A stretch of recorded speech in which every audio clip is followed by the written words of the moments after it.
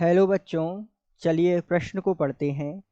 गन्ने की शर्करा का प्रतिलोमन C12H22O11 अर्थात सुक्रोज की अभिक्रिया H2O से H+ अर्थात अम्लीय माध्यम की उपस्थिति में कराने पर हमें C6H12O6 अर्थात ग्लूकोज और साथ में C6H12O6 अर्थात फ्रक्टोज प्राप्त होता है।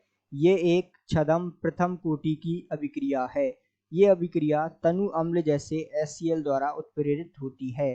तो ध्यान दीजिएगा, सबसे पहले इस प्रश्न को हल करने के लिए हम मुख्य अवधारणा को समझते हैं।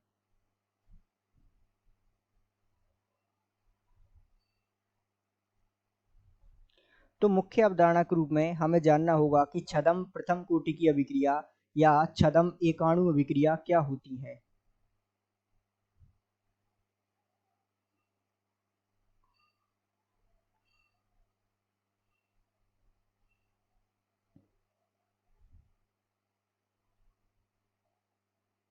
तो परिभाषा क्या कहती है छद्म एकाण्विक अभिक्रिया की, कि जिनमें कोटि जो है उच्च प्रतीत होती है अर्थात एक से अधिक प्रतीत होती है, कि अभिक्रिया की कोटि उच्च प्रतीत होती है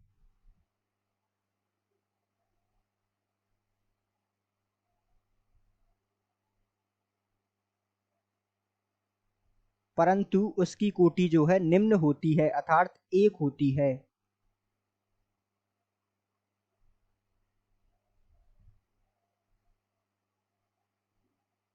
उसकी कोटि का मान कितना होता है? एक। तो ऐसी अभिक्रिया छद्म एकाण्विक अभिक्रिया कहलाती हैं।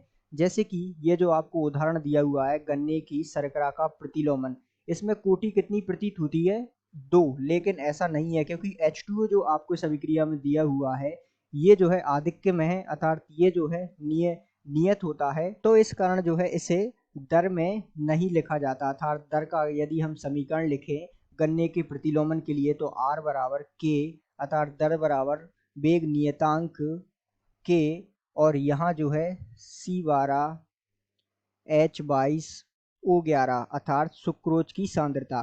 तो ये जो है उसकी दर का समीकरण होगा। यहाँ कोटि जो है इसकी घात तथा सांद्रता की घात एक होगी, तो इसकी कोटि प्रतीत तो उच्च हो रही है लेकिन है वास्तव में कितनी? एक।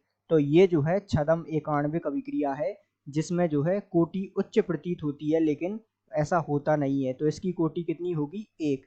तो इस प्रकार आप इस प्रश्न को समझ सकते हैं। आशा करते हैं आपको समझ आया होगा। धन्यवाद।